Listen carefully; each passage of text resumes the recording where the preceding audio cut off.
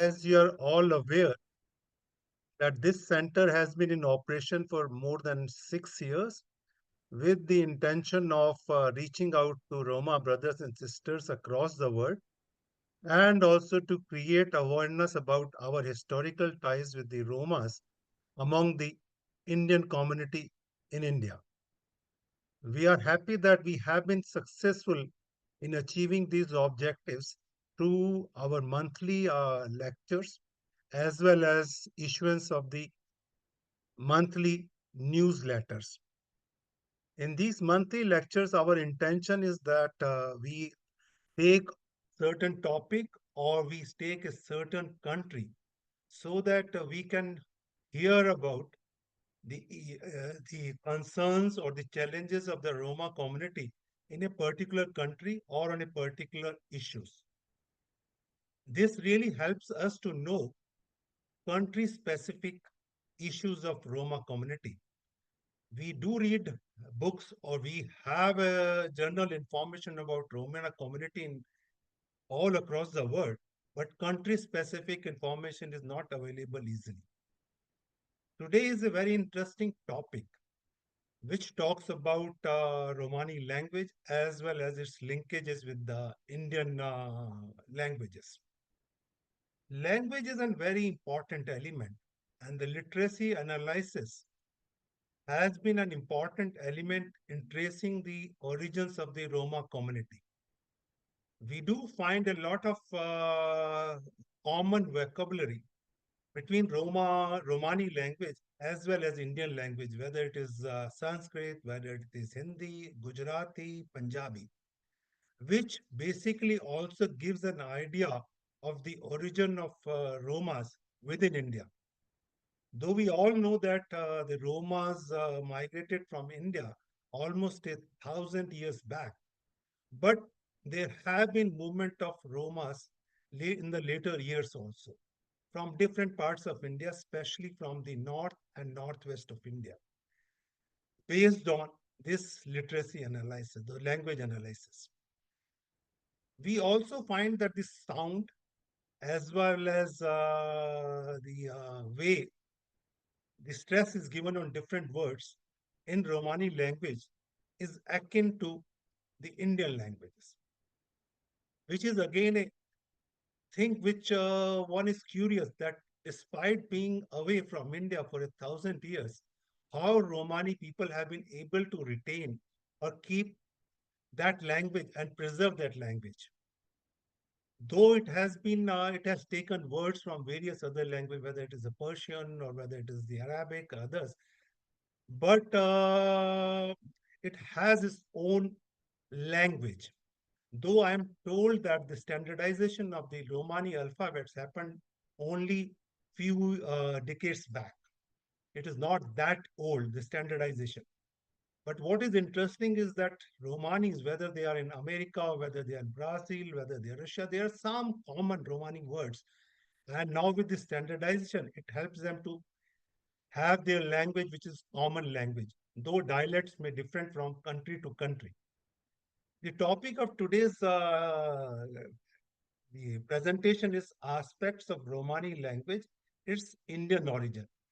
And we are very privileged to have a very eminent speaker on this topic, who is Dr. Alexandru Zamfir, who is a professor in this Romani language in the University of Bucharest.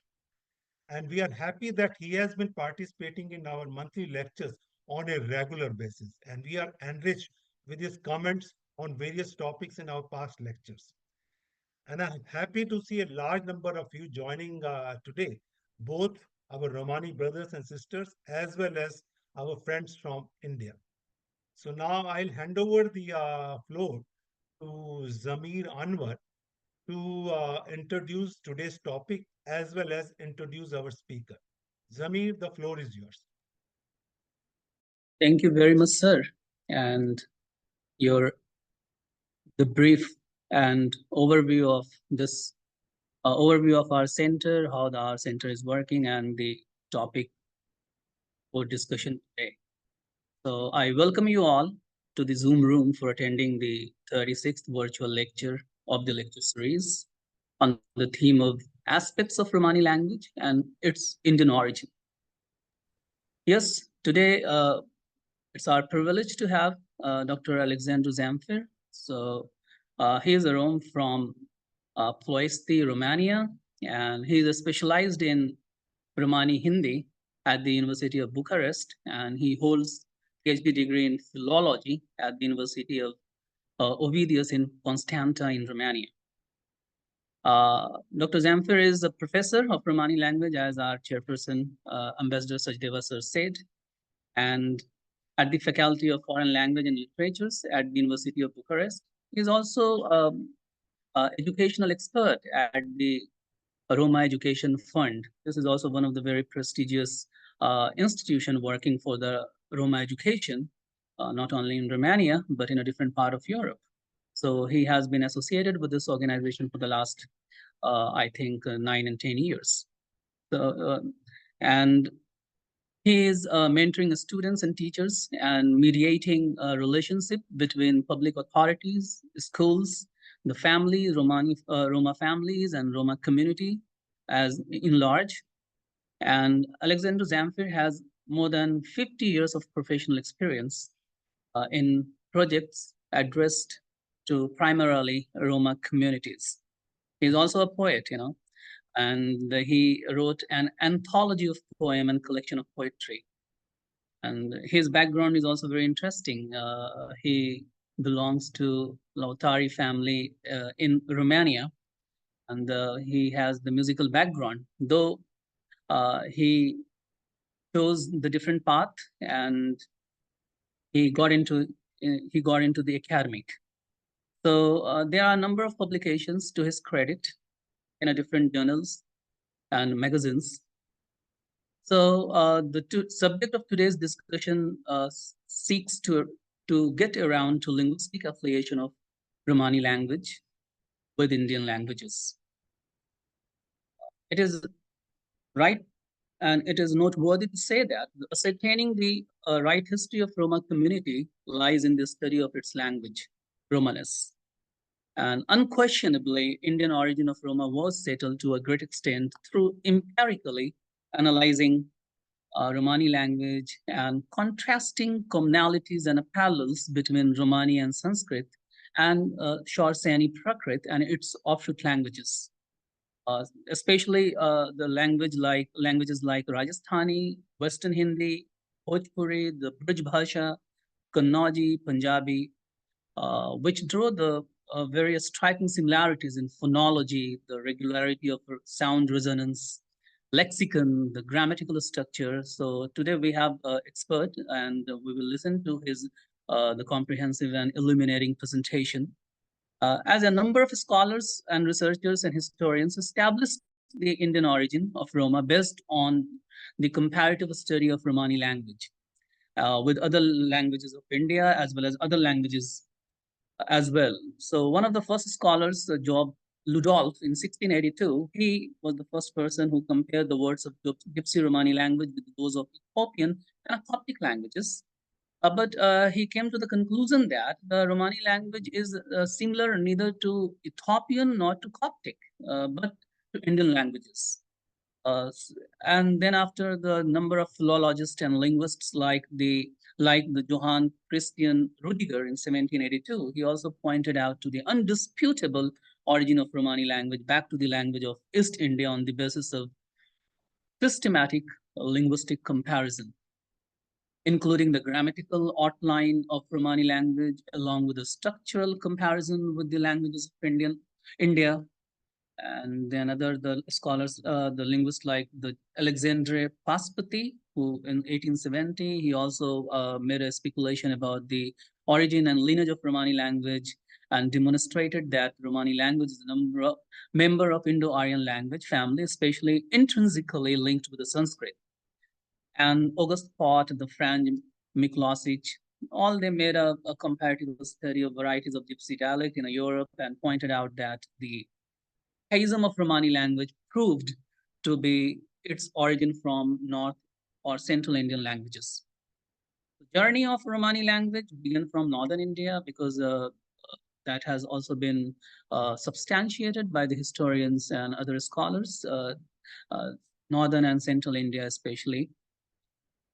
So, and derived from the Sanskrit and Shorasani Prakrit language, evolved in Persia uh, and Asia Minor, Armenia, Byzantine, Greece, especially, uh, and where they stayed a long time. They stayed for a long time, and that has been established by a number of Persian words, Armenian and Greek loan words in Romani language that the Professor Zamfir will speak about.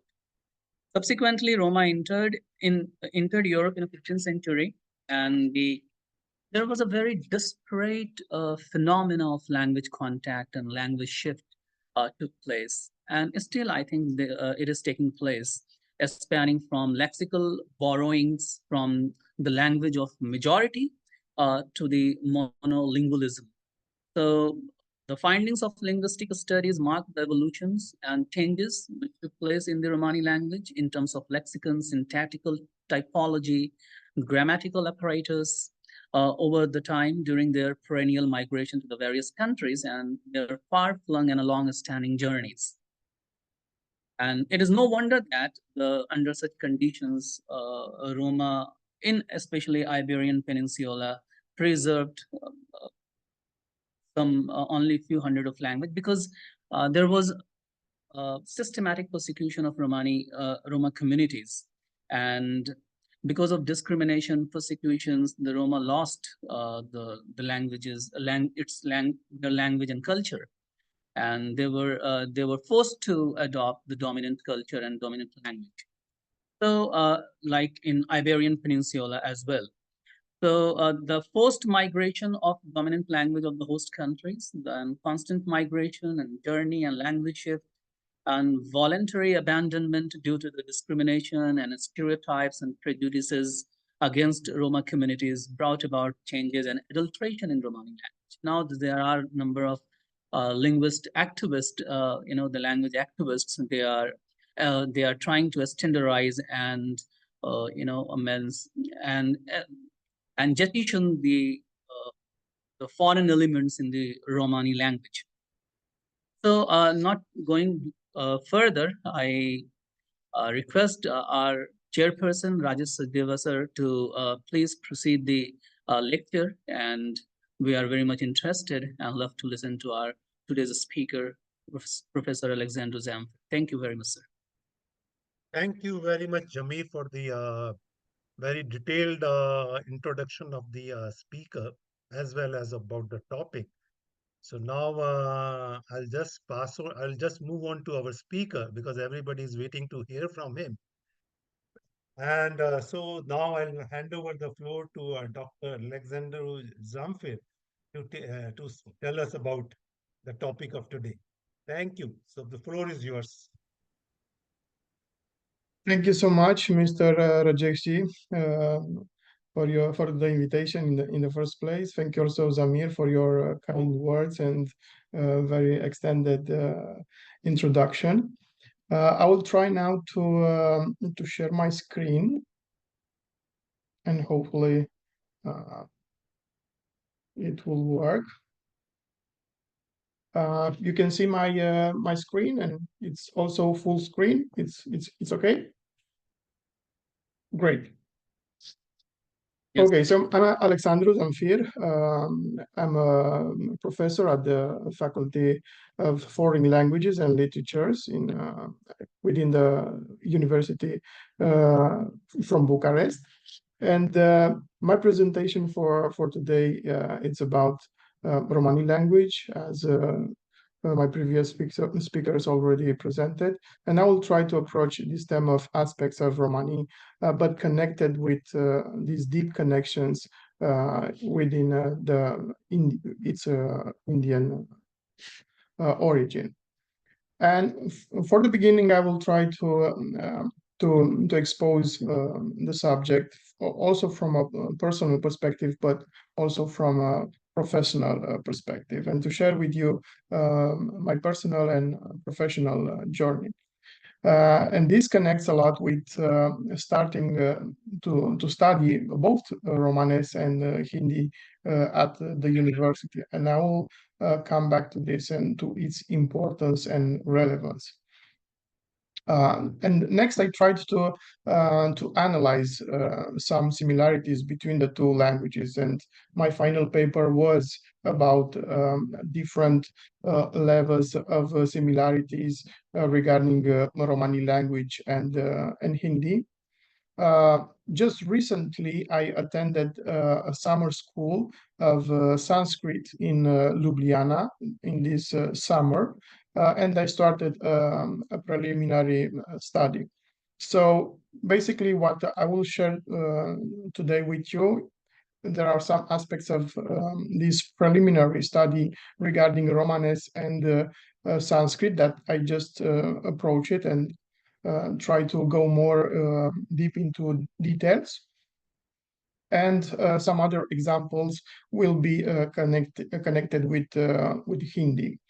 And in the end, in my presentation, I also want to extend this approach to also different areas and the connections between studying the language Romani and yeah, the impact that it can has in culture, history, and also identity, which is also important.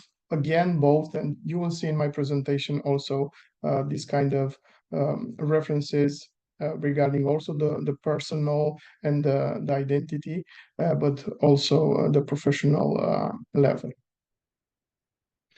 And in the first place, I will start with the linguistics aspects and the connections between Romani, Hindi, and Sanskrit as a ancient link. And I will present mainly three levels. And the first one will be the lexical level that also Zamir presented, and maybe it's the first level to approach and to see where we can see the similarities between Romani languages in India, like Hindi, Sanskrit, like ancient language, but also other languages, like also Zamir mentioned, Rajasthani, Bengali, and mainly languages from northern India. But what interested me the most, and actually I will start with these elements, are the elements that are related to the structure of the language. And this will be morphology, syntax, and phonetics. And this is basically because, as also great linguist Ferdinando Saussure mentioned, and also some other great linguists mentioned and stressed, because in the end, when you want to see the connections between a language and some other languages in terms of origin, you have to look in the first place at its structure. And this, I think, also relates also with Romani and languages in India. And as we will see, there are strong connections at the level of the structure of the language. And I will start with the phonetics. And there you can see the four aspirated letters that we still have today in Romani, and those will be ch, k, p, and t. As you can see in Sanskrit, there are a lot, there are more aspirated letters. Also in Hindi, there are more than in Romani. But these four aspirated letters that we have today in Romani are very important and valuable for the language. Also in terms of explaining or finding some etymologies of the words. Also from the perspective of phonetics. For instance, and I have there this example of chavo and chavo. So from the phonetic perspective, we have both forms now today in Romani, also in Romania, also in other parts of Europe and all over the world. And there is this question, maybe who of the two is the original form, let's say. And by this, by approaching the aspirated letters in Romani, we can say that Chavo is the original form, and Chavo it's an alterated form from the perspectives of phonetics. And these examples uh, for sure can be extended also to other words like chinel, which means to cut, chinel, which you will hear it also chinel, chai, which means girl, and you will see it also shy, and so on. And this happens also to other phonetic changes, but from the perspective of its origin and the original sounds, we can also establish some etymologies and the original forms of some words. And this is something important and valuable, that we still have these four aspirated in Romanes even today. Some other aspects involving morphological elements this time. And for instance, I mentioned there that in Sanskrit, there is this tendency of the nouns that ends in a vowel, and it's quite not common to end in a consonant. And this is something that we also have in Romani, and we will see for Hindi applies as well. And for instance, in Romani, we have specific masculine nouns that ends in O. And for feminine, most of the feminine nouns ends in I, as we will see also in these examples. So for instance, we have balo, chavo, gono, lovo, manro, and others in the singular. So they end in O, and they make the plural with e, bale, chave, gone, love, manre, and so on. And in Hindi, we will have the specific masculine nouns in singular ending in A, in long A, like kamra, larka, bacha, kona, and the others, and also the common ending for the plural in E, like kamre, larkre, bache, kone, and some other examples. And yeah, maybe here we can see better the connection between the two. So we have O in Romani and A long in Hindi, and the common termination E for both. Also, looking at the feminine nouns, we can see this in parallel. So we have endings in the singular in E, like bibi, chirikli, dori, momeli, pori, and others. And the diphthong ya for the plural, bibia, chiriklia, doria, momelia, and so on. And in Hindi, the connection is more strong regarding the singular, because the ending I, it's also present here, like in larki, bochi, kursi, almari, and others. And the termination for the plural in Hindi, it's different, larkian, bochian, and so on. And again, we can see the similarities, and in the singular, the connection is more, yeah, it's stronger, and they have actually almost the same ending. In Hindi is the long E, in Romani the short E, but also in Romani we can have long E, like in luludi, which is flower, stadi, which is hat. But most of them are in short in Romanes. Looking at other parts of morphology, we can look at the adjectives, and we have the variable adjectives in Romani, like baro, bari, bare for the plural, the common form for plural, lacho, laci, lace, calo, cali, cale, purano, purani, purane, meaning old in Romani. And we can see in Hindi, and also the etymology of the words for these adjectives. It's the same, because we have bara, bari, bare, acha, achi, ache, purana, purani, purane, which means also the same in Hindi, and refers to something old. So again, we can see the similarities between the two regarding the adjectives. Here we can also see the parallel between the two, involving the adjectives. Also looking at the adjectives, we can notice also for instance that the adjective and the noun they are in accordance in a way. So if we have a masculine noun, we will have the masculine form of the adjective, for instance. And this relates also to Sanskrit, as we can see in our example. And also what is relevant regarding the adjectives, it's also the form that the adjective takes in front of a noun at oblique case. And let's look, for instance, at accusative.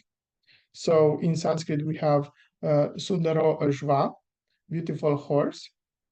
But if we want to say the man goes to the beautiful horse, the form of the adjective will change. And the same thing happens also in Romani. We have in nominative barograst, which means big horse. But if we want to say the boy sees the big horse, so in accusative, the form of the adjective will change. O chavo e bare grastes, grastes being in accusative. So here is also similarities between the two. Going forward and looking at the pronouns, we can also see that there are similarities. We have the personal pronoun in Romani me and in Hindi main, with the nasalization tu and tu, and for the others are some differences. And also, if we look also at Sanskrit, of course, the form for the first person it's different. It's aham.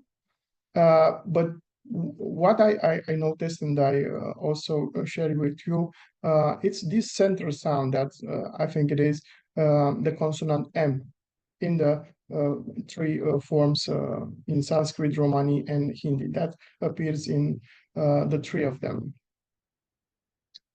Also, if we look at the pronouns at genitive, there are lots of similarities to notice. For instance, between Romani and Hindi in the first person. Miro, miri, mire. Mera, meri, mere in Hindi. Also in the plural, amaro, amari, amare. Khamara, khamari, khamare in Hindi.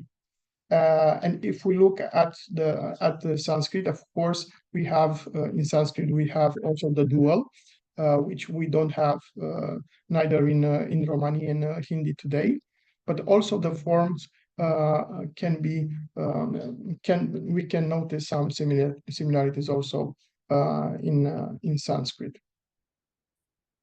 Going forward to the numeral, again there are strong similarities between Romani and Hindi, let's say, and we will see also starting with Sanskrit. There are some questions, as you can see, regarding the numbers 7, 8, and 9. We have in Romani efta, octo, enia, which are borrowed from the Greek language, as also Zamir mentioned. We will have definitely some words borrowed from the languages which Romani had been in contact for a long time in some cases, like it's also the case of the Greek language. And we will have also other words like foros, for town, which is an important word, or drom, and others. We will have words from the Slavic language, and now nowadays, or not just nowadays, but more than 600 years, because Roma people are in Romania more from the first mention in the old documents, more than 600 years. So this contact has been for a long time, and definitely we will have also some Romanian words in Romanes.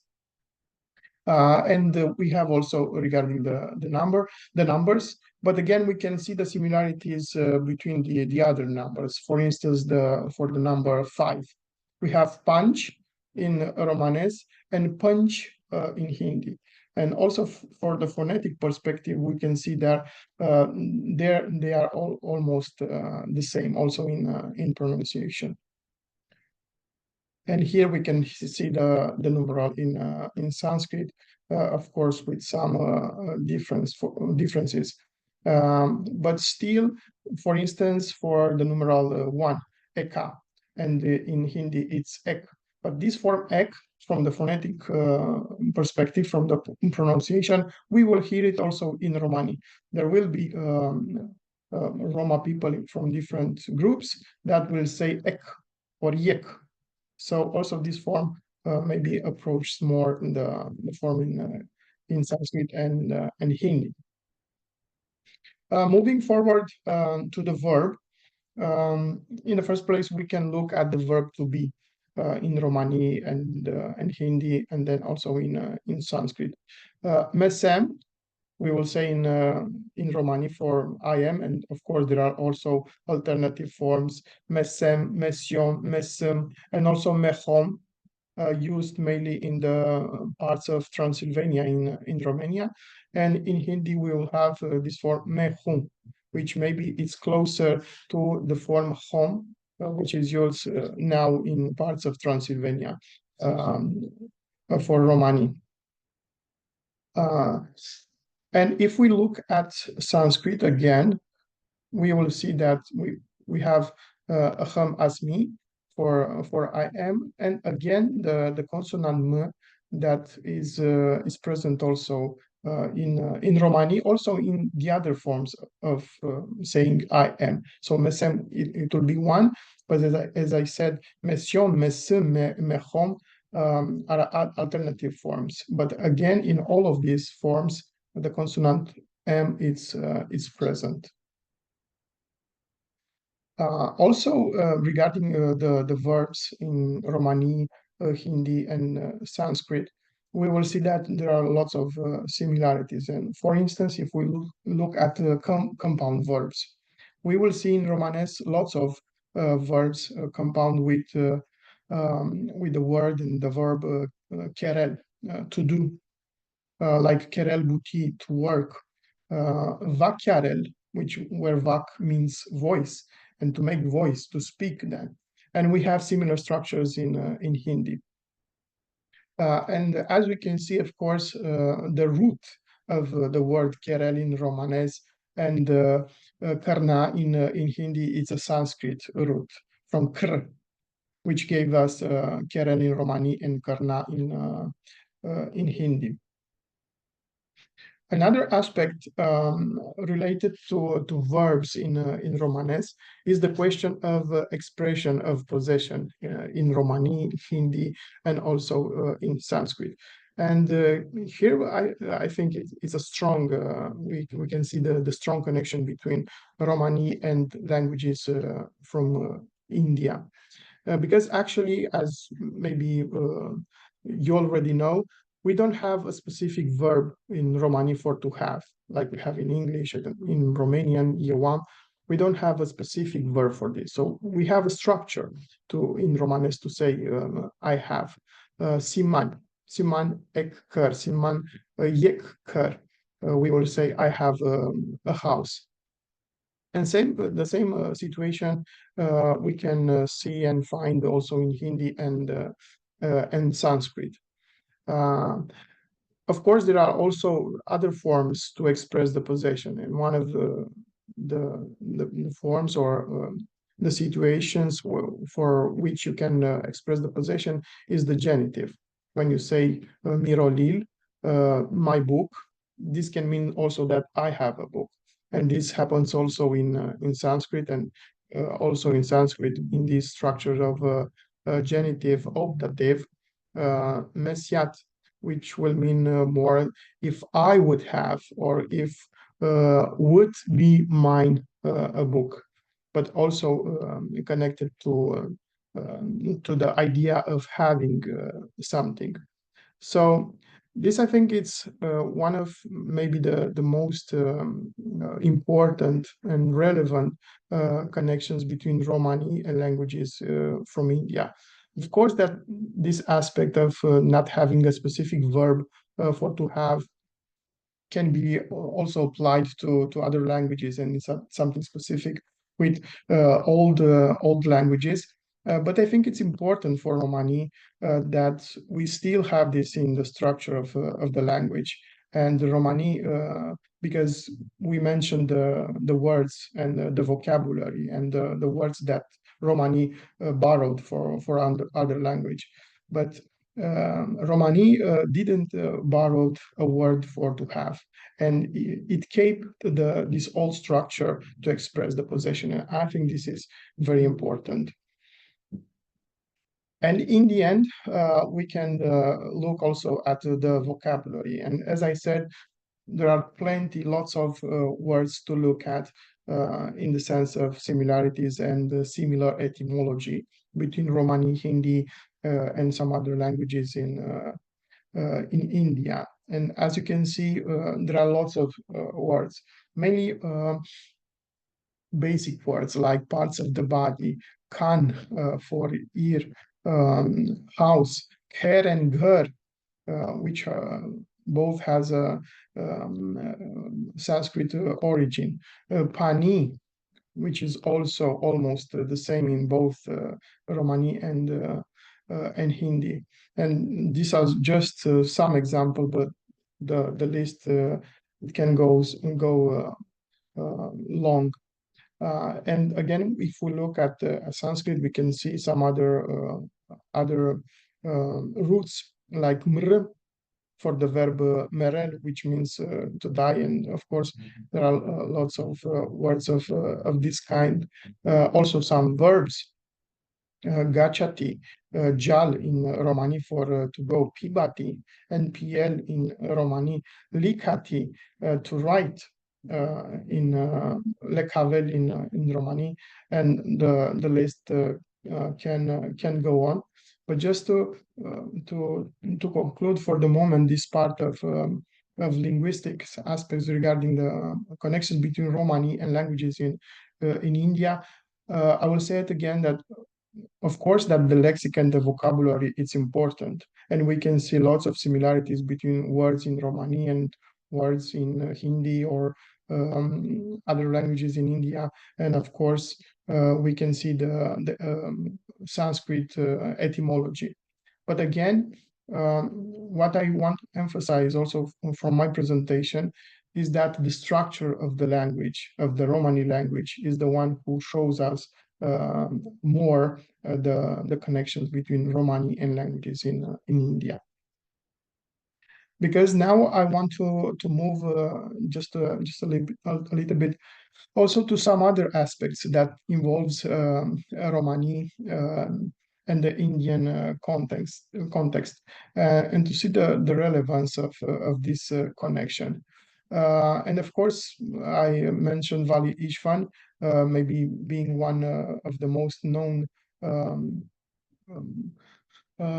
mention related to Romani language and languages in India. As you maybe all know, Vali Ishvan was a Hungarian student in Holland, and he heard some students from the northern part of India, and it sounded to him similar to the language that Roma people were using in his native town, and he made a list. And of course, after this, other scholars also developed and went more into details to research the connections between Romani and languages in India. And Zamir mentioned some scholars, some researchers that extended this.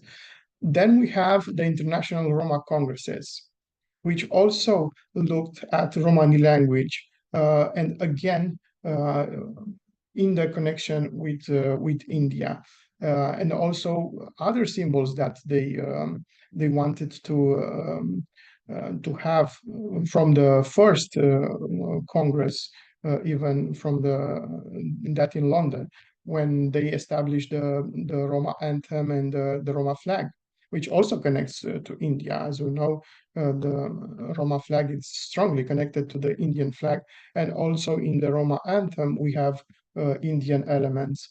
Gelem Gelem Lungone Dromența, referring to the exodus and to the migration of Roma from India, and of course the terrible things that happened to Roma during its history.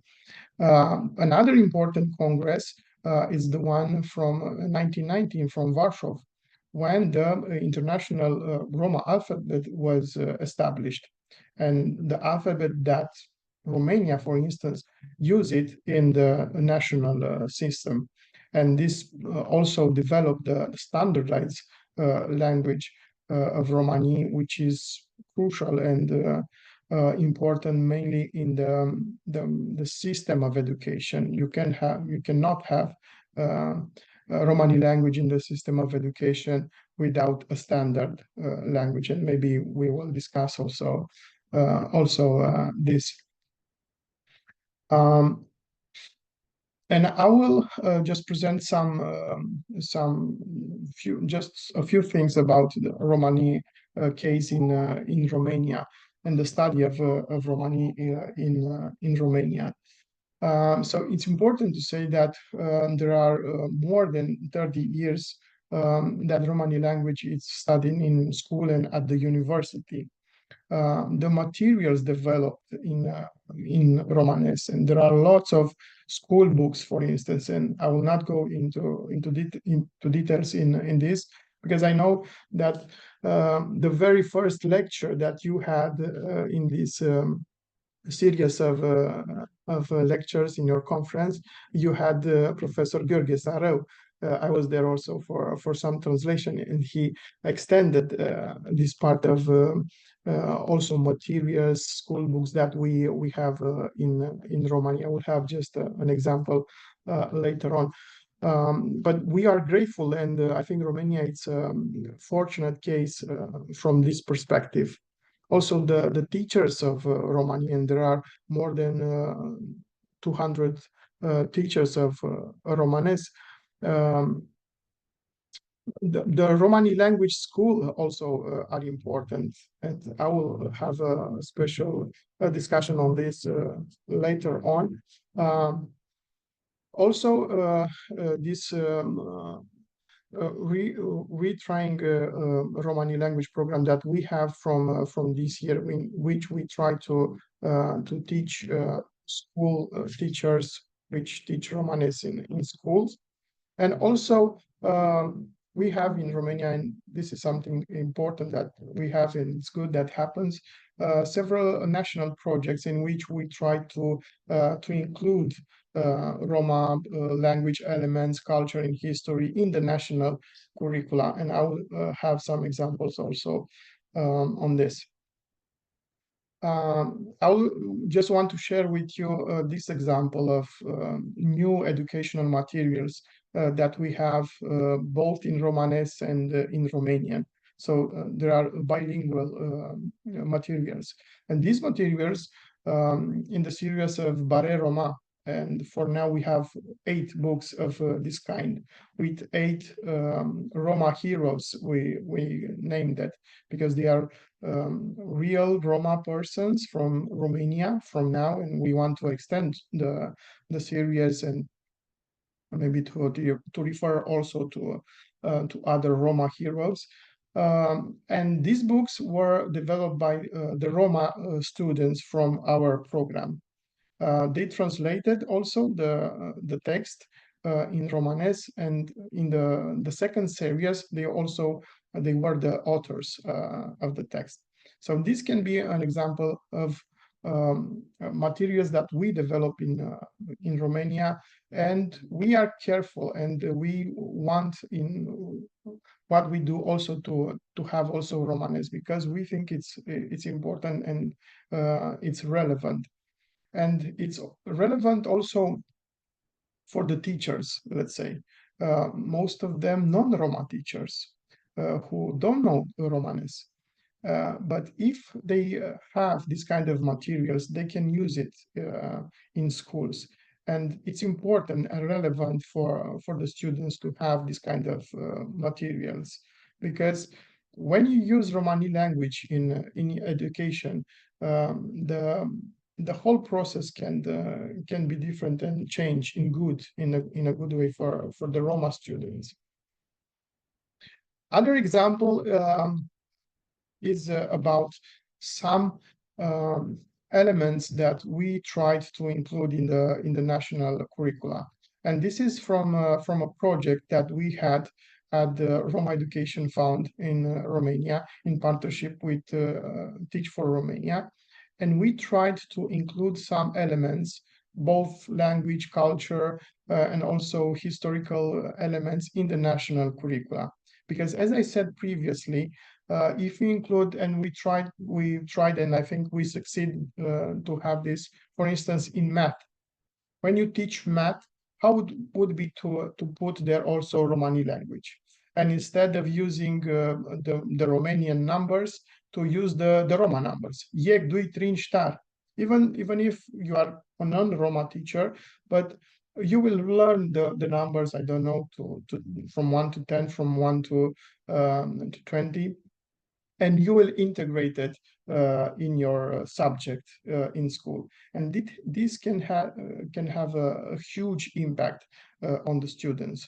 To hear Romanes, even though from a non-Roma teacher, this can have a huge impact and can change the process in good, the process of education. And this is something that we did with Roma Education Fund, and it was a real success. Referring to the Romani summer schools conducted mainly by Professor Gheorghe Sarau, and there I also put a picture from this year, but we have also the last summer school where also Zamir was present, and there you can see also our friend Punita is there. Maybe she's also with us today. And I wanted to mention this also from the international perspective, that we have international scholars that come to study Romanes. But I want to emphasize also and to salute the presence of our guests from India and their interest to study Romanes. And this is connected also to the next slide, where I want to share with you my visit to India. Also, to the grace of RASP, when we celebrated a millennium from the Exodus of Roma. And as I mentioned also before, this has also a personal relevance connected to the identity of Roma people, but also a professional connotation. And I put there this short dialogue, also as maybe as a little joke, but it's not a joke until the end. So there was this happening. I was on the streets in Delhi, and I was looking for an address. And the address was the number 20, Bish in Romanes. And I asked somebody on the street, where is this number? And I tried to ask them in English. I noticed that maybe they don't understand me well, and I tried in Romanes. And I said, Kaisi, Bish, Kaisi Ogin Bish, Kaisi. Ah, Bish, they said. Durna Hihe is not far. So then they showed me where the number 20 is, and I could find the address. Of course, that this is just an example, is just a punctual situation, and we cannot say that somebody can fully understand in Romanes and Hindi. It's just an example, but it's a good example, I think, that from which we can start the discussion of the importance and the relevance of Romani language and languages from India, also to this sense of identity and belonging, and how the language can improve this aspect of discovering and developing its own identity. And of course, that from the scholar perspective, this can be also put it and extended to maybe programs of changing programs to study Sanskrit, Hindi, Romanes, and students from parts of Europe or other parts of the world to go in India and study these languages, and also scholars from India to approach Romani and come maybe to Europe or other regions to study. So in the end, my conclusions will be regarding the linguistics aspects. Again, the vocabulary and the lexicon it's important, but what I want to stress is the structure of the language. And fortunately, there are lots of elements of the structure of Romani language that relates to languages in India, Hindi, Bengali, Rajasthani, and others, and also, which is very important, Sanskrit, mainly if we look at this part of history of language. So thank you very much again for the invitation. I'm here maybe to answer to some questions. Thank you. Thank you very much, Dr. Zamfir, for a very educative and useful presentation. I learned a lot from this. I'm sure the same is the case with many others. Now the floor is open for comments or questions. So I invite members of the participants to take the floor. Yeah, I have a question. Please. Hello, Yes, Punita ji. Alex. Hi, Punita. Aves Bakhtali. Okay, 2 hours Baktalo. I'm just curious about a certain phonetic match that I've been exploring, and I'm wondering what you think about it. If you can show that first slide with the aspirated consonants. Yes. Yeah. So as you said, like in Hindi and Punjabi, we have many more. And yeah, so you're left with ch, kh, p, th, but we have many more, especially the voiced ones, which are conspicuously absent in Romani. So you're missing bha, you're missing dha, you're missing dha. Yeah, so it would be pa, pa, bha, da, tha, da, ka, ka, gha. You're missing the voiced ones, right? And so they've gotten adjusted in Romani in a certain way, and that's what I wanted to ask you if it's something, if you've explored this, or if it's something we could get into. For example, the ba, which is the bilabial voiced, has gotten mapped to a p, like pen, or like bude has become pude, behen has become pen, and then the aspirated voiced bha has also got mapped to a p. For example, bhu, like bhumi, has become a pu, right? And then similarly, I've sort of done a little bit of an analysis on this. So like dudh, where the bilabial, not the bilabial, the alveolar the, voiced alveolar the has become a th. And similarly, dhona, which is again the voiced equivalent, but also aspirated, has become a th again. So there's been this sort of, mapping and convergence from two phonemes to one. And this is quite noticeable across also like ghar and khair, or like jeeb and sheeb. So I'm just wondering if there's sort of a systematic thing that you have noticed, or if this is something that we should explore further. Yeah, there are some connections, and I congratulate you. You also were in our summer school for Romani, and this is already much more into detail analysis. But yeah, this is something that we need to explore more, and it's something that I also looked at. For instance, also for as you mentioned, Dud, and which went in Tud in Romanes. Yeah. And this shift, and definitely then there is something systematic that happened. So now we have in Romani just these four aspirated, but also because some of them, as you said, change and transform in these four. It's not just the case that we lost them, but also the discussion of transforming some aspirated from old languages from India, and now in Romanes we have just these four.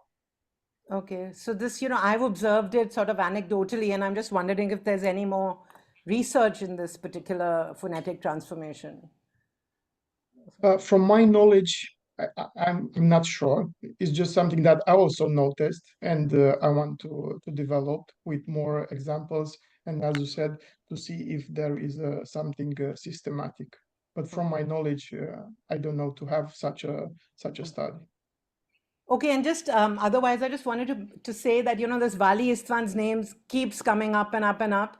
But that whole story is a little bit spurious because Ian Hancock, for example, went to Holland to the University of Leiden and could not find any record of Vali Istvan.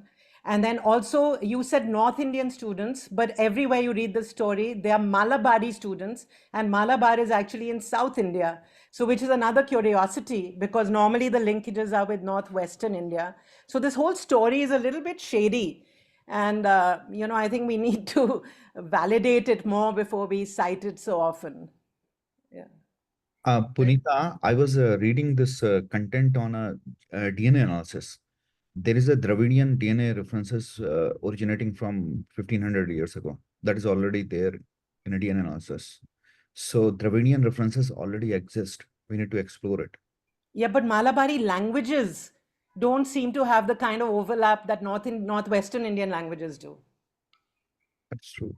I'm Yeah. not aware of it. What I'm Yeah. aware that Irula group of South Indian, they migrated. They might be catching in the North Indian languages and then going towards the Europe route. Okay, So but we're talking about, 1800s, so it was a lot. Anyway, not it's just a story. And then I think Ian Hancock is quite skeptical of it because he actually went to Leiden and tried to explore this, right? So he tried to authenticate the story and was not oh, that I successful. understand. Yeah. The story is very difficult to authenticate. Yeah. I was thinking of like when it originated, maybe in multiple batches it happened. There might be a established path that people are using. A specific story, I have no idea how to validate. Or What I maybe the wrong word got used, maybe Malabari, I don't know why that came up, but it just leads you down a different path. And I- so we need to understand why they use that adjective for these students. Yeah. what I feel is Yeah, that but yeah, go ahead. No, just what I think it's important. Of course, it's an open question and I appreciate your advice, Punita, to see more carefully and to see how this story can be validated or not. But what I think it's more important, it's what happened after. Yes. And Yeah. the researchers after Vali Ishvan, like Rudiger, Paspati, Grellman. Miklosic, Yeah. and in our days, Marcel Curtiade, Gheorghe Sarau, and the others, Jan Hancock. So I think more important what happened after. Yeah. And yeah, maybe we should look again at the story and Yeah. Okay. to see Thanks. more details. Thanks a lot, Punita. Someone else with a question or a comments? Yes, I have. So Yeah, Ashutosh, please go ahead. Professor Saab, Alexandru, it was very nice discussion. I'm from slightly computer background. I have some interest in NLP, and I was observing this Roman languages based on the direction of Praveen Tandon Saab, who is here in this call. So I was looking into the DNA side, what were the changes and when that happened, and can it be traced back to the language back? So the established path is from South India and then moving to that thing in a range of 1500 years. It's not a one migration, multiple years are involved. So I'm not so sure what type of language mutations or the word get mutated over the time. And what is the thought process that this word is starting from this place and then mutated? Is there any scientific study that exists on language like mutations or sound speech mutations? Then we can probably study back where that originated. I'm thinking from software side, not our computer side probably. Is it possible to apply some software program where to understand where this language originated or where this word originated actually? This would be, I think, useful. And we also, in our programs, we look nowadays at technology and how we can integrate it also in Romani studies, and to see and to maybe find some aspects regarding the study of Romani language, mostly from this historical perspective. There are some studies that had been made, and most of them are related, or they what they wanted to observe was the trajectoria, the road of Roma, starting from India and coming to Europe, and studying also different periods when they were, for instance, in the Imperium Byzantine, then in the southern part of the Slavic language.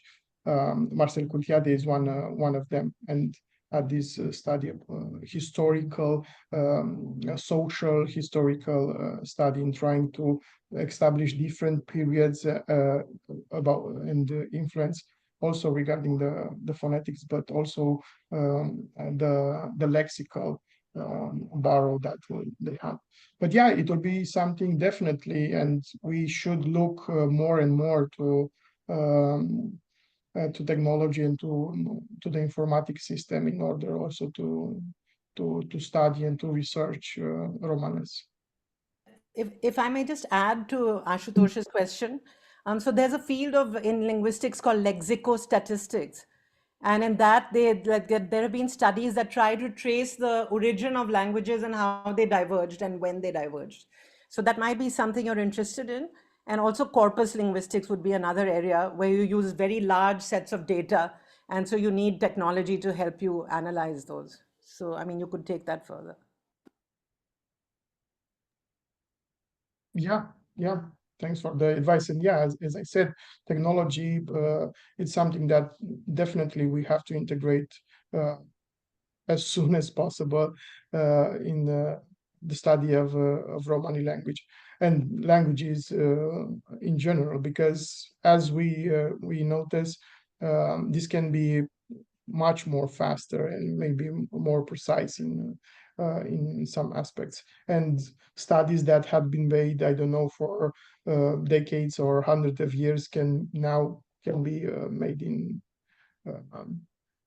I don't know, just a few seconds if you have the system, the right system. Let's see who is the next. Anyone else with a comment or a question or remarks? Hi everybody. Yeah, I just thank you for lecture. Very interesting. I just want to mention me as psychologist, as a social and health care specialist with Roma, working with Roma, I start to create some conceptions, some idea which need proof, still need check properly. It's not academic level, but this is for professional, practical level.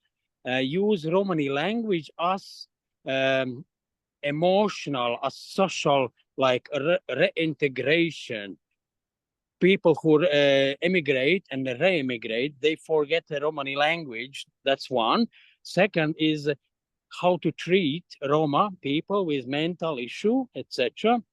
I saw myself psychotherapy, how they pronounce, sound, and etc. Emotionally, how, as you said, this gives energy. This restart personality, support Roma people.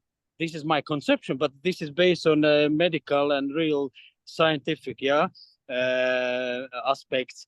Is comes back like deep dimension or keep deep depression. You can through language, sounds, or when you talk, old person remembers some words and he restart back, you know, emotionally restart.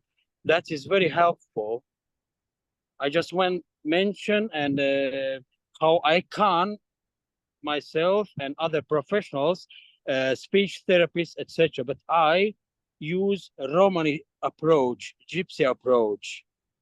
I am from Latvia originally. This is my conception. And I will create deeper and deeper. Thank you very much for lecture. Thank you very much. Yeah. I thank you for your comment, because yeah, as I mentioned, I also I see this dimension of social, emotional aspect very important, mainly related to education. And as I mentioned, and we have lots of examples within our projects, for instance, that we have at the Roma Education Fund. When you use Romani language, when you enter a classroom and you salute in Romani language, as you said, there is an energy, the light is different, their faces changes, and from there you can start different the educational process, both related to knowledge, as you mentioned. Also knowledge can be absorbed different by Roma people, let's say, if you integrate their Romani language. As I said, in math, you can teach better, I think, math in a classroom where you have Roma students who speak Romanes, if you integrate some small elements of Romanes. As I said, the numbers, 1, 2, 3, start. You can start a whole new lesson if you integrate this. So yeah, I also strongly think that Romani is crucial and can have a huge impact. And especially people where is a different culture, mixed parents, mixed cultural, then is a identity problem. Identity, I don't know, I'm Latvian or I'm Roma, I don't know who I am. And then later when become like 30 years, then he starts thinking about how to develop his own life. Then he goes back to Roma culture. He grew up with Latvian. When he goes back to Roma culture, he forget Roma language. But this language therapy, or as I call like Chibo therapy, I call Chibo therapy. This restart, renew. He comes back. Maybe he don't learn Romani language, but he will find peaceful in his soul. You know, that's the point. Mm-hmm. Yeah. I totally agree. And yeah, just a short comment. That's why I said it's important and it's relevant also in the context of Romani being a language of Indian origin, and the connection between Romani and also other cultural and historical aspect related to India. And this is related also to identity and to self-esteem, because when you talk about Romani and you put some words and you say these words has Indian origin. Look, Khar comes from Griha, and we have Ghar in Hindi. So we are connected with this huge culture and rich culture, which is Indian culture, and you can start a new discussion with the students, and definitely this can improve the aspects of identity, self-esteem, and all the things connected with this. Mm-hmm. Yeah, now I saw the hand of Miss Zinevia. Would you like to ask comment or question?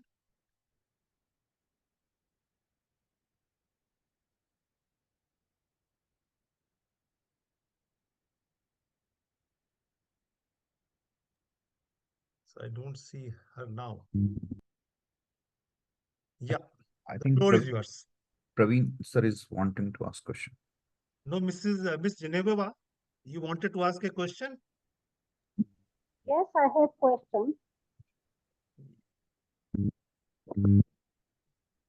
Yeah, please go ahead.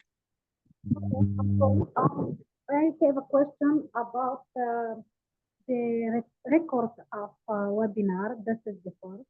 It is possible after the meeting to receive the record and to share in my social network. This is the first. And second, I feel very proud here because I was also ashamed to say publicly in my young age to say publicly because I'm Roma. I'm a half culture, like my mother, she's Turk, my father, he's Roma, and also have problem with my identity. And this webinar makes me proud because half of me come from India, and I feel very happy because I feel connected with India as with myself. That's all. Thank you. Thank you. Now, Mr. Praveen, you wanted to ask a question or a comment? The floor is yours.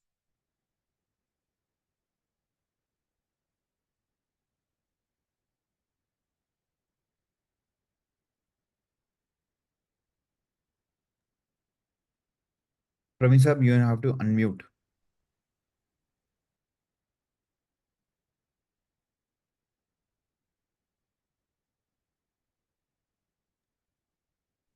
Thank you, Mr. Since this is a lecture about languages and linguistics and its connection, Romani connection with India, it reminds me of my dear friend, departed friend Marcel.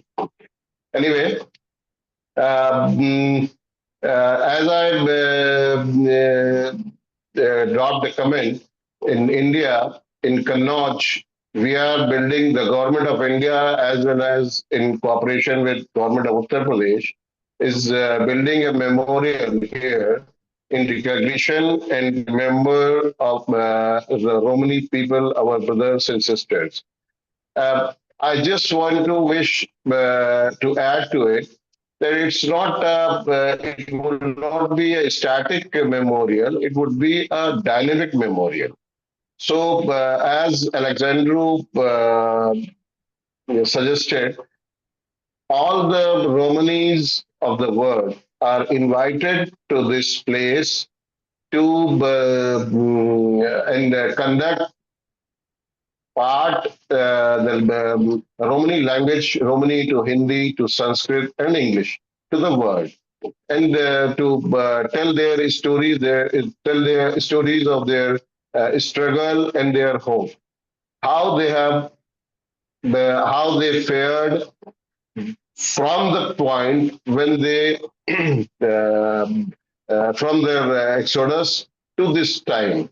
So everybody is invited, everybody is welcome to Kannauj. It would be this memorial would be completed by December 24th. Thank you. Thank you so much for your kind invitation. Now, who is the next? Do we see anyone who would like to?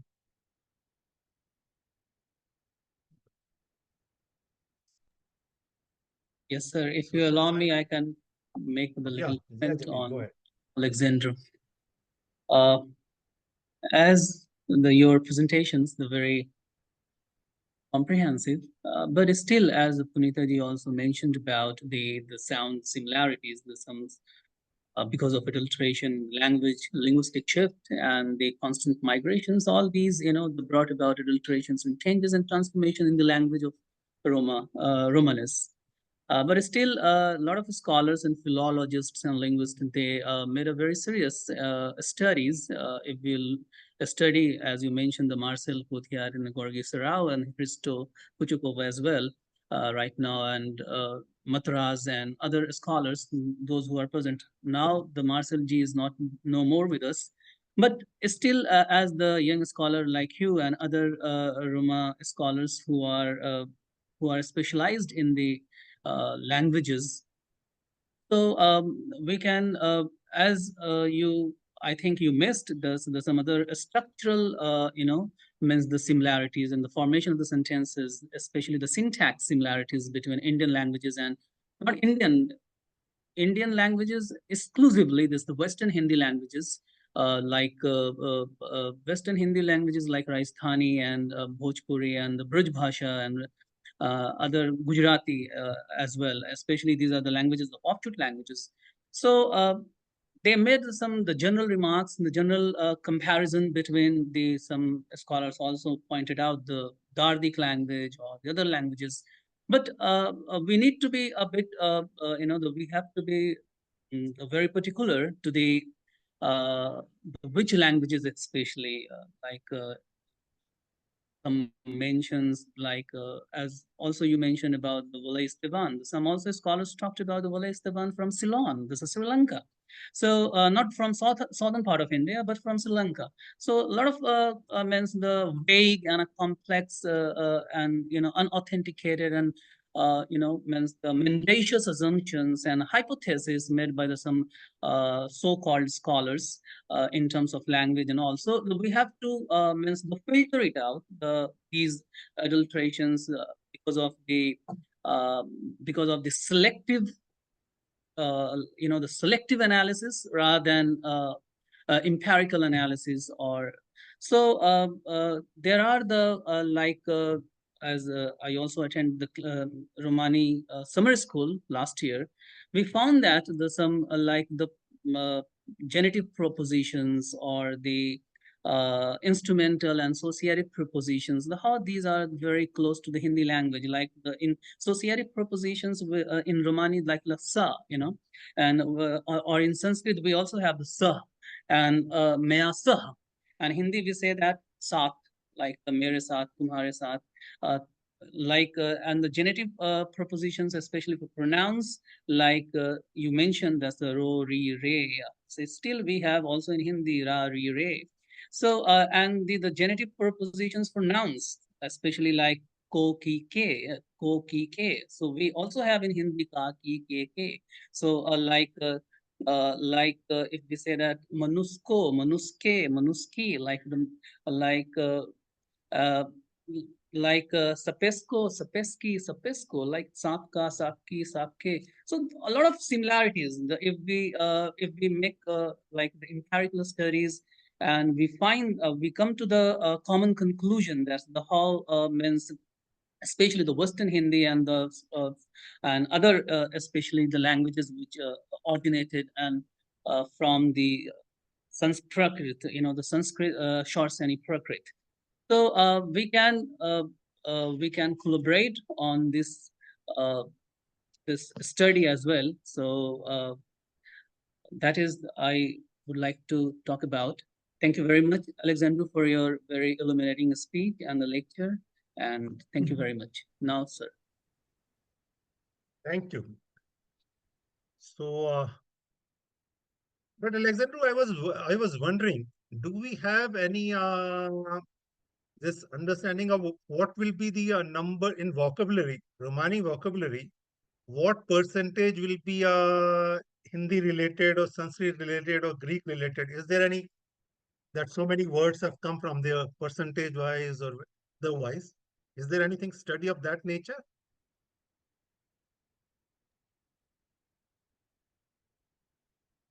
Yeah, I would say that more than 50% of the vocabulary relates to the Indian origin. Unfortunately, I don't have this kind of study. I try to develop something in this direction and to look at the Indian etymology of some words, and I started, and also there are other scholars like Zamir said previously, and they try to establish these Indian origins, etymologies. But I will say that the Indian origins of the vocabulary are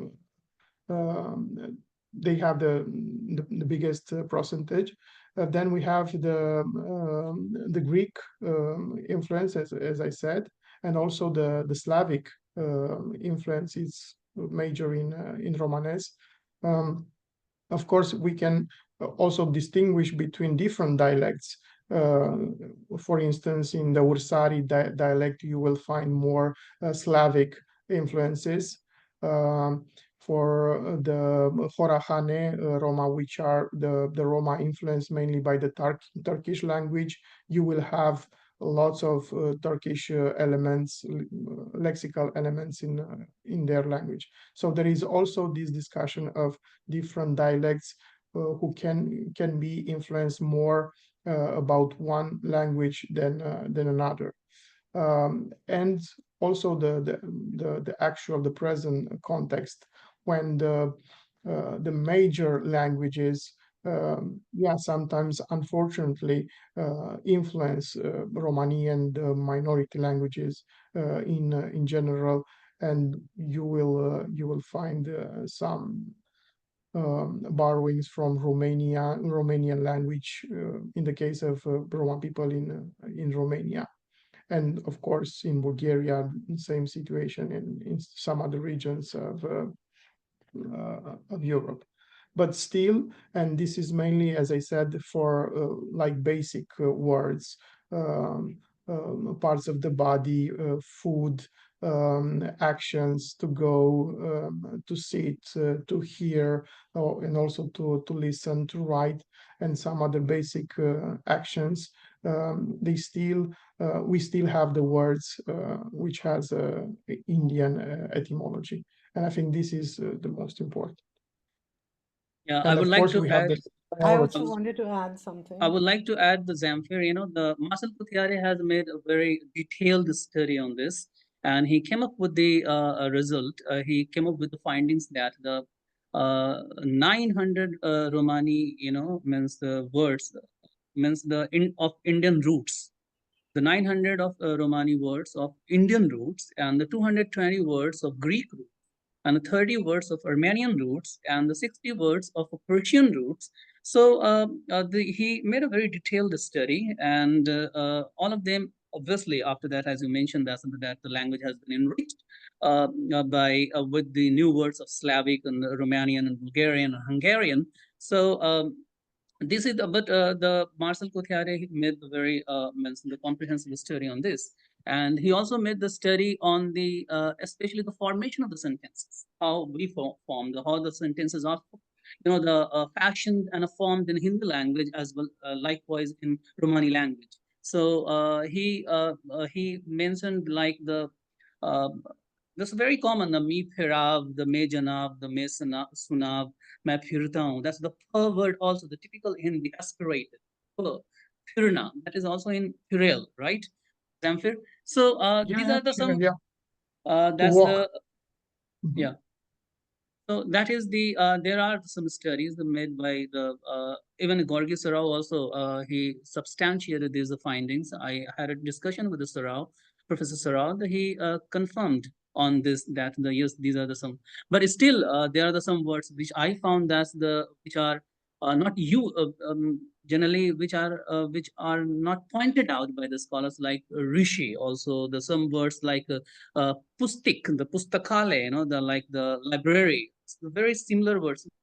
Some words are still have to be means analyzed, and we have to determine the origin or etymology of these words, and how these words are similar and analogous to the Indian languages, especially Hindi and other languages. Thank you very much.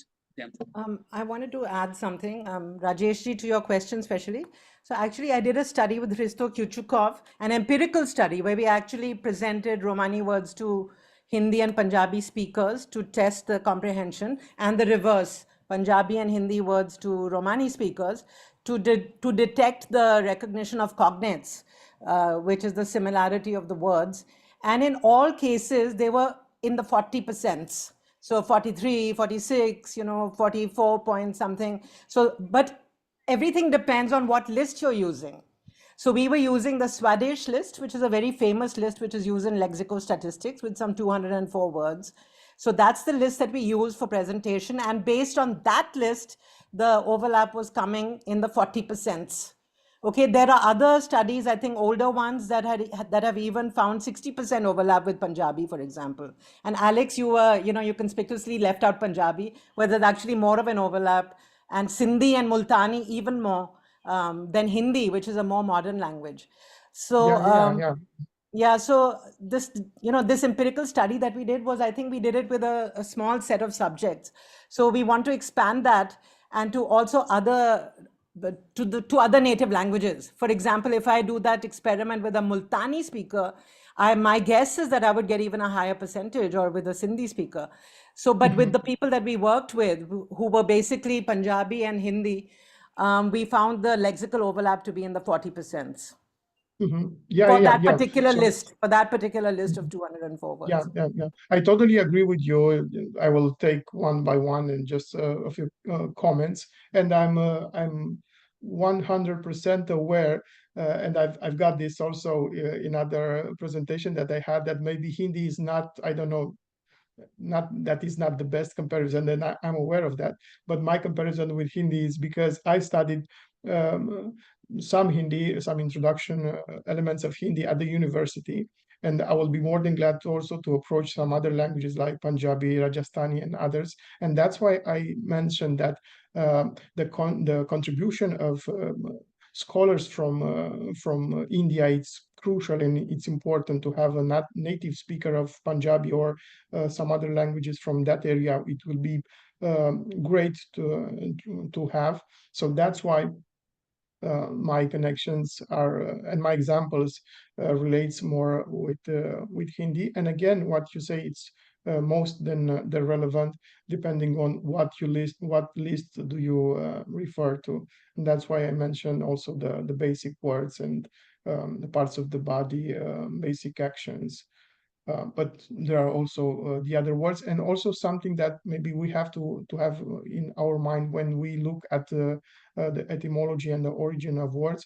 Also, which was the, let's say, the language contact that we have that word, because you named Zamir Pustak, and there is still a question, where from do we have the word in because the words can have in the end Indian Sanskrit origin, like we can find words also in Romanian with Sanskrit origin. But there is also this question, which was the contact language that Romanes borrowed the word. Also looking at the historical road that Roma had from India to Europe, let's say. Pustik is a latter-day adoption because, you know, Marcel and other people were trying to Indianize Romani. So some Yeah, words I have know. been added retrospectively. So Pustik may not be Yeah, the I best know. example because it's Yeah, I know. not a natural evolution. It was added later. Yeah, So Leel is the yeah, that's original right. word for book, right? But So the have to Pustik, also Yeah, that's right. we also need Pustik to be was careful about what are the latter-day additions and what are the original words that evolved naturally. Pustik Yeah, was so for used. Rashai, Pustik for is still instance, used. You know, the Pustik has been used in Serbia by the Serbian Romanis, No, it's Romani used, people. Zamir, but it was added. It was deliberately added. And so it's not a natural evolution. The natural one would be Leel for book. Yeah, that's a little. That's another word because like the Shastra. The Shastra in Hindi, in Sanskrit word, the Shastra is also used. That's not the deliberately introduced or the phased in. But I think in the some part the Serbian they use this word the pustik and a pustikale because it has nothing to do with the martiality because I heard this word by Zlatomir Jovanovic from Serbia. The first time when we were in means Bharati Vidya Bhavan, and there was a pustakalaya written in Hindi language, and he asked me, "What is this?" I said, "Oh, so that is the some. It is not the deliberate introductions of this word into the Romani language, as it was. It is the case with the Romani language, obviously. The some means forcefully these words, especially the Spanish words and the Iberian Peninsula inquisitions, what happened. So that is another means the another case, another story, because that is nothing but the persecutions. But if you tell that the Indian word has been deliberately phased in, and it is the means the recent the development. So I think it's not right to say, because I have heard that this word has been used by, or it is being used by the Serbian Roma. So thank you very much. Sorry, actually, this is the Good. yeah, So, so definitely, now I and think we can go on, and I'm glad that our lecture, we have also this kind of discussion, because in the end they are constructive and fruitful, and we can develop more. And yeah, Pustakit, maybe it's a controversial example, but like you said, Zamir, for Rishi and Rashain Rish, we have it, and definitely there we have not that we have also an Indian origin, but the word was preserved and used even today in Romanes. So I think now we will end the session. I'd like to thank once again thank our speaker, Dr. Alexandru Zamfir, for an excellent presentation.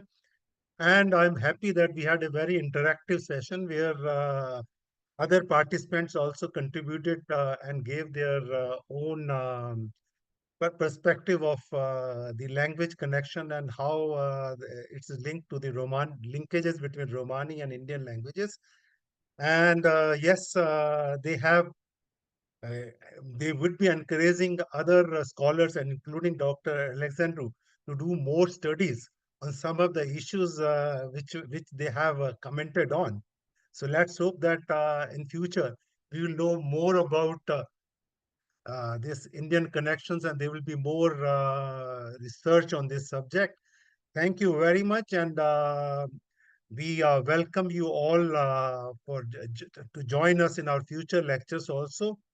And I'm happy that Dr. Alexandru has been a regular participant in most of our this thing, and there are many more in the list which I can see over here who have been a regular participants. But do encourage your friends and others also to join because more is always merrier. That will also give us more thoughts and more ideas. So with this, I like to close the session and thank you once again. Namaste and bye-bye. Bye-bye. Thank you so much. Namaste, and thanks again Best for the invitation. wishes for Deepavali. Thank you. Yes. Diwali Thank you, आपको भी. Rajni ji. Happy Diwali to all. Oh, thank you. Happy Diwali. Thank you. Thank you, Alexandru. Thank you, Punita ji. Thank you. Thank you. Dobromir. Thank you, Zamir. Thank you, Ashutosh ji. Thank you, Bye. Ramanayak ji. Thanks. Pandit Rishi ji. Thanks. Best wishes Happy for Diwali. Deepavali. Happy Okay. Diwali. हाँ, इसमें ये positive आया है और बाकी ये थोड़ा गड़बड़ी इसी वजह से ये